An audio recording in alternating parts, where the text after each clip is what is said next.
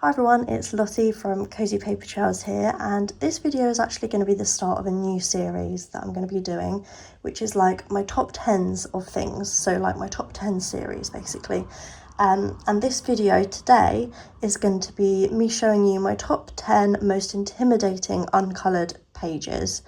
So I've noticed there's a pattern with the pages that I've picked. They're either pages which are really detailed, because that intimidates me, or it's because I've seen other people do amazing jobs on the pages and it's like, I'm worried I'm not going to be able to do the page justice, or it's just because there's a lot of big spaces or something like that. So I'm just going to go through them in order. I have tried to order them out from my least intimidating to my most intimidating. So we're going to start with number 10, which would be my least intimidating out of this list, but obviously still an intimidating page to me. And once you've watched this video, in the comments below, I want you to let me know which page you would like to see me tackle the most.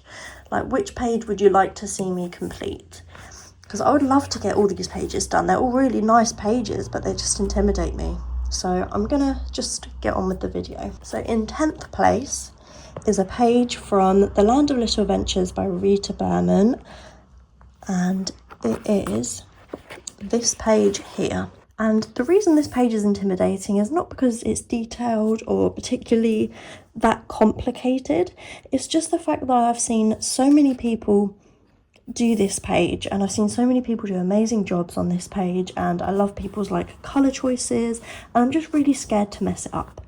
So that's just the reason it intimidates me. But I do really love this page. I love the little ducks, I love the kingfisher, I love the house, I love the composition of it and the way it's outlined with these plants and the fishing rods. It's just a really cool page. I really like it, but I'm just worried that I'm gonna mess it up.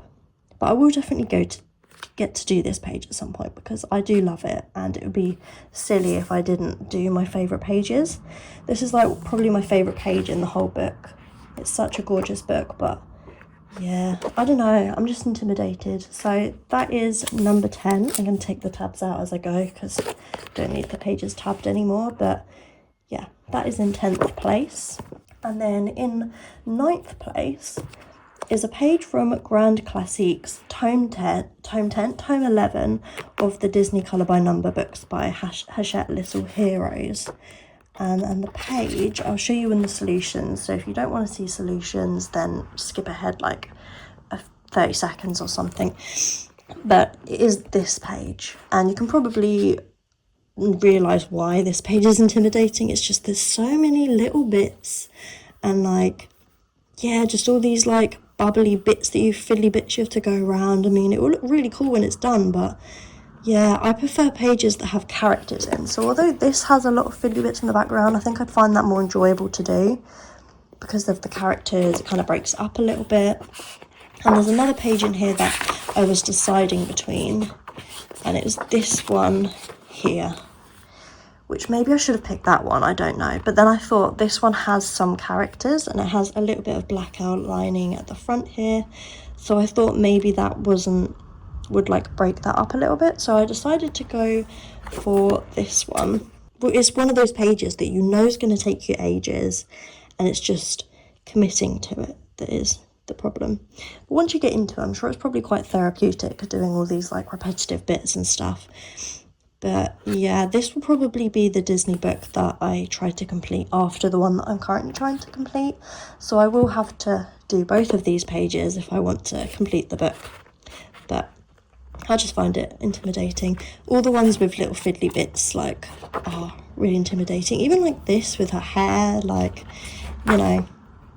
But that one I'd say is the most. I do love the colours though. It's got some very cool colours in that image, I think, which will help. It's not like it's all brown or something, because I think that would be quite boring. But at least it's like nice, bright, fun colours. So that is in 9th place. And then in 8th place, we've got this book. And I'm not sure what this is called. I think it's something like got the word dreams in it, or dreamy something, by Mickey Takai. I think that's how people pronounce it. And I could have literally picked any page in this book because they have so many tiny little details And so many little bits. I mean, I nearly picked this one because look at this. With all this like brickwork in the background and everything. I think that would be really, really difficult, and that would take a really, really long time. And all these pages would take a really long time. But I decided to go for this page here. Purely just because there's just all these roof tiles and all these little sweets and all these tiny little bits, like, yeah, all this stuff here, like, you know, it would be really fun to do though, because you can do some really cool bright colours. And I love every single page in this book. I really need to make a start in it, but it is definitely really intimidating. The line work is really fine as well. And you can see how small the details are by, like, this is my finger. But they're really fun.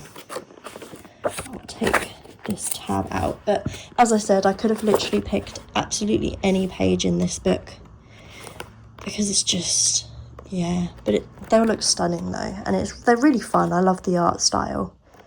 But it's just very, very intimidating. And I've seen a few people have this book, but I've never actually seen anybody complete a page in it, which probably just proves to you like how intimidating it is, because yeah, just not seeing any completed pages in this book. Don't know if anyone has completed pages, and I'm sure someone out there has, and I would love to see someone's completed page in this book. It'd be really cool to see. So that is number 8. Number 7, I've picked a page in Romantic Country, the second tale, and I know this book out of the 3 Romantic Country books has the most detail in, I'd say. It's like the first one's a lot more simple, this second one is a lot more detailed, and then the third one's kind of the perfect balance, I think. So I have picked, where is it? Not that one. I have picked this, and it's not actually a double page, is it? So I could pick either of these. I'm probably going to say this one for the sake of the video, but I could say either of these because there's just a lot going on, a lot of little bits and bobs, you know, like all these tiny things that you have to think of colours for. And I think this one might be particularly hard because there's all these lanterns around, so you'd have to create, like, you don't have to, but it would be nice to create kind of like really cool lighting effects and stuff. And I just think that would make it even more difficult. So with all the detail, yeah, I just think it would be so hard to do. Plus, with the Romantic Country books, I struggle with pencils in them. Like, I struggle to find pencils that I find work really well in these books. So that's like another factor why I find the Romantic Country books intimidating, because I just struggle with mediums in them. So if I'm not using pencils, especially polychromos, these tiny details are going to be really difficult. There are quite a few pages in this book that I probably could have picked as intimidating. Like this, that would be so hard, but I didn't go for that. I went for this because of the lighting and the tiny little details. I haven't done as much as I'd like in this book, but I've seen people create some gorgeous artwork. Especially I watched last night Colouring Bumblebee's full book collab video of this, and everyone's just done such an amazing job. It's kind of inspired me to want to work in these a little bit more and come up with my own artwork in them. But yeah, that one is number 7. Number 6, I have picked a page in Mythographic Fairy Folklore, and I have chosen this B page. And the reason is because I don't think it's a particularly that complicated, like you can kind of work out what everything is, but I think it's intimidating to me because of the water, because I had like a really cool idea where, it's probably not an idea, but I was thinking like, is this water or is it honey? Because it's like coming off the flowers here. So is it honey or is it honey and water? Is she on like a lake of honey, or is it a normal lake that's had like loads of honey go into it? What is it? And I feel like it would just be really hard to create that. I'd kind of be tempted to make it honey, but with maybe a hint of blue, or if I made it honey, would then the bees not stand out enough? That's the thing. It's just working it all out is really hard, but I do love this page and I really would like to get this page done at some point. It's just one of those again, where I don't know how I would start to approach it. I think once you get going with it, it would be absolutely fine, but I think it's just the starting point and like working out how you're going to do all this like watery liquid stuff around is just a bit complicated to think of in my brain how I would do it. I don't think I've seen anyone's completed page of this page either. I'd probably have to look up some other people's pages if I can on Pinterest for like some sort of inspirations, just to see kind of what other people have done with the page.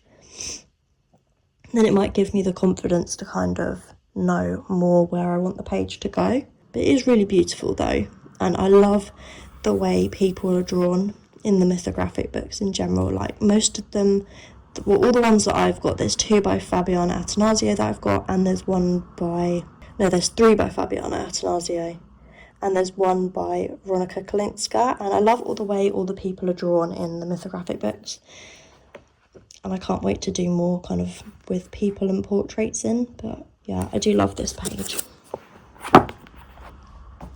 Number 5, I've picked a page in Rooms of Wonder by Johanna Basford. I picked, it's near at the beginning. Oh no, that's a page I've done. Hang on, where is it? This one. I picked this page here, and the reason for this is because I've seen a lot of people do this page before, and I've seen some people do amazing work with it. I've seen people do some amazing lighting effects with this space thing in the middle, and like the candles up here and everything. Like I've seen some people do amazing stuff, and I'm just intimidated to start it. And also in this book, like I do love this book, but there are so many little things, like little bits and bobs everywhere, which I just don't know what to do with. Like, which one? This one here, I copied, I followed a colour along by Colourful Country Life here on YouTube. And that took me ages, and I wouldn't have been able to come up with all this. Like, mine would have looked terrible if I'd just come up with the combinations myself. It just would have looked really bad. But I do love how that page turned out. But again, there's just so many objects. Like the other page here, I'm too scared to do, because it's just so many little bits and pieces. And that's like a common theme in this book. But this page in particular, just because I've seen other people do such amazing jobs with it, I just don't feel like I'm going to be able to do it justice, or I'm going to go wrong, or I don't know, it's just going to take me a long time as well, and I think that's one reason that is really intimidating. That is number 5, so we've got 4 left, and the next one is in Une année de coloriage, which is a year of colouring, and I've picked this frozen page, and I could have picked any page in this book again, and it's purely because of the paper. I cannot get on with this paper.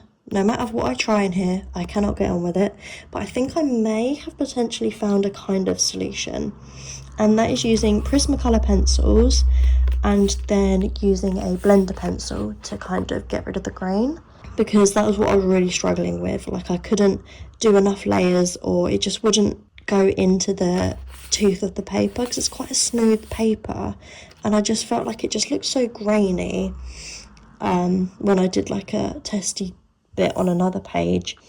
I just couldn't get anything to work, and I picked this page because I really like these, like the colours of these characters and the colours that you could do on this page. I think the whole page could just look really stunning, and I just find it intimidating for that reason. And also there's quite a lot of space, like on Anna's dress and the cape. But all these pages are also quite intimidating, because how do you know how to transition things into one another, if you know what I mean? Like there's this water or whatever this is here, and then it goes into wind and leaves. Like how do you transition them together, if you know what I mean? Like I don't know how I would approach it at all, really. I will, to be fair, I'd probably start with the characters and then work out the background after. But yeah, I had to pick this book because all the pages are very full of stuff and characters, and there's a lot going on in them. And also, as I said, the paper I don't like, so I find it really hard to work in this book. I'm really hoping I eventually figure it out and then I can actually enjoy my time working in this book, because I've been just really struggling. So yeah, I picked that page. I've got 3 to go. The next one, number 3, I picked a page from this one. I think it's called like the bear in the little town or something like that. And I haven't done any pages in this book yet, but I picked this double page to be my most intimidating. And the reason for that, if you can't notice already or can't guess, is because the details are so tiny. And I feel like showing it on camera doesn't really show how tiny the details are. I'll try and show you on camera, but like there's my finger, my thumb, and there's the details. Like these are some teeny details. And also there's a lot of buildings, and also because this path here hasn't got the whole pattern, there's only bits of the pattern. So like, what would I do there? And then there's just all these buildings, and I'm not that experienced with colouring buildings, but it was mainly just because of the teeny tiny details. Like not every page in this book is like this. Like you can see, that's not too bad. There's more simpler kind of pages. I mean, that they're detailed, but not all of them are as detailed as that. I just thought this in particular was just so intimidating. But it would be fun to do. I'd probably, I don't know where I'd even start. Would I start with the buildings, or maybe I'd start with the greenery, because I know what colour those things would be. But this double page spread would take forever, and that's the reason it's so high on this list, is just I know the amount of time that would go into doing this double page would be just crazy. So it's always intimidating to start a page that you know is going to take absolutely hours and hours, because it's just a big commitment, isn't it? And you know, especially me, like I don't have a huge amount of time to colour. I just have like a couple hours in the evening. So, and I'm a really slow colourist as well, so it takes me ages to colour things using pencils. I'm a bit quicker with the Disney colour by numbers, and if I do like watercolours or anything like that, I'm quicker. But any pencil work, I'm really slow.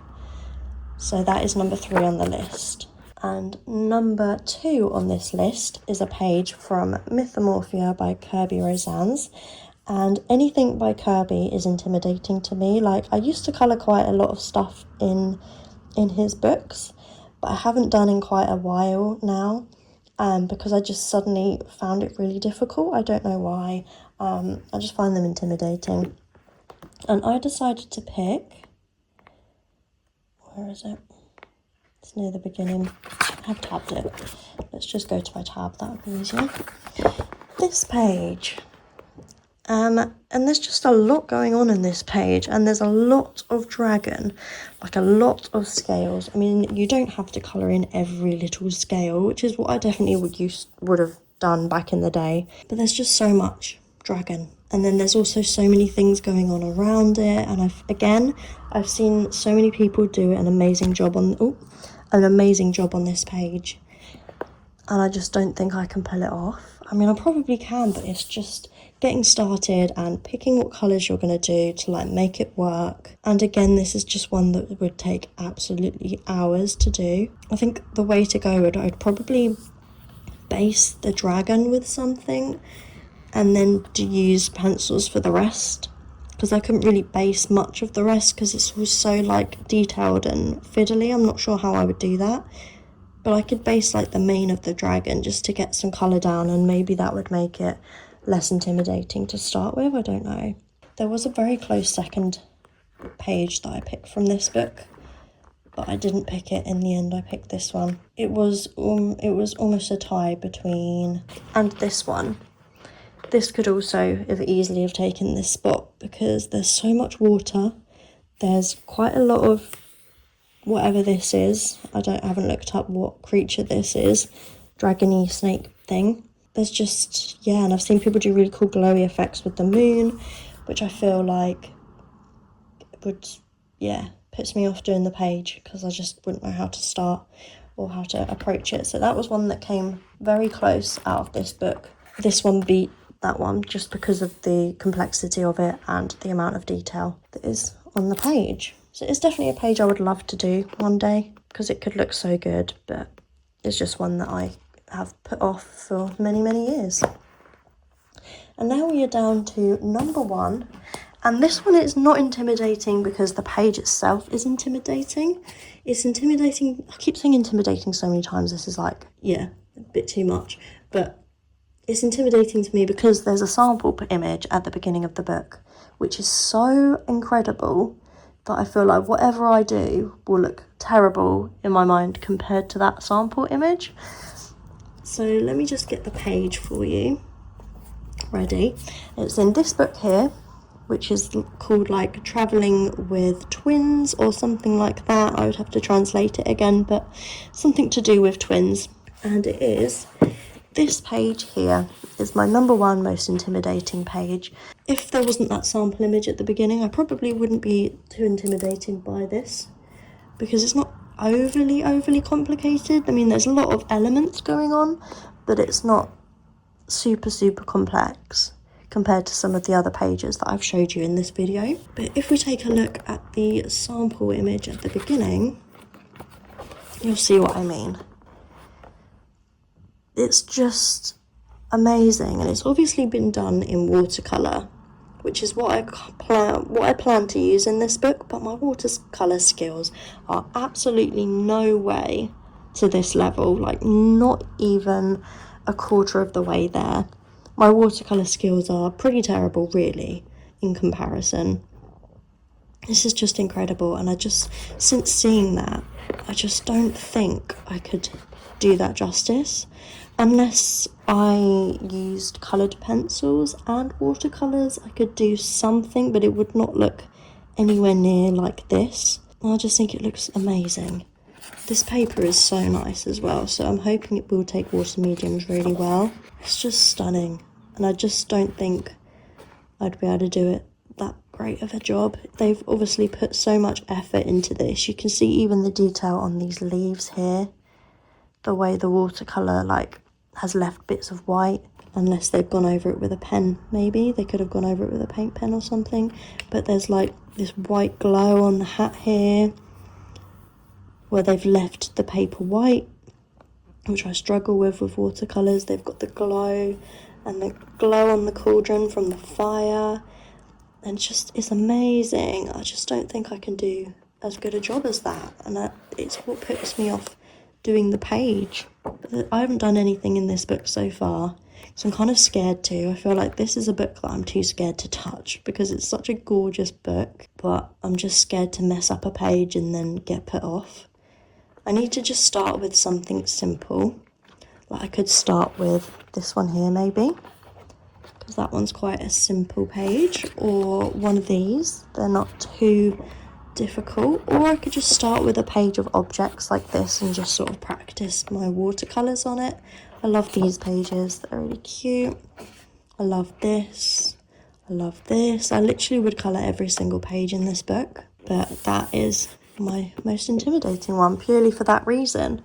I really hope you've enjoyed watching this video of my top 10 intimidating pages. I've got a few more ideas for videos in this series, so like my top 10 coloured pages, my top 10 colouring books, my top 10 pages that I'm most unlikely to ever colour because I don't like them, and things like that. If you have any other ideas, please let me know in the comments below, because I want to kind of make this a series, maybe do a video every other week or something as part of this, because I think it would just be really fun to do, and it gives me the opportunity also to look through all of my colouring books to find pages, and I think then that can also inspire me to do some pages that I'd forgotten about, or work in books that I'd not been inspired to work in for a while. But that is everything for today's video. I really hope you enjoyed it, and please give the video a like and subscribe if you'd like to see more videos from me, and I'll hopefully see you in my next one.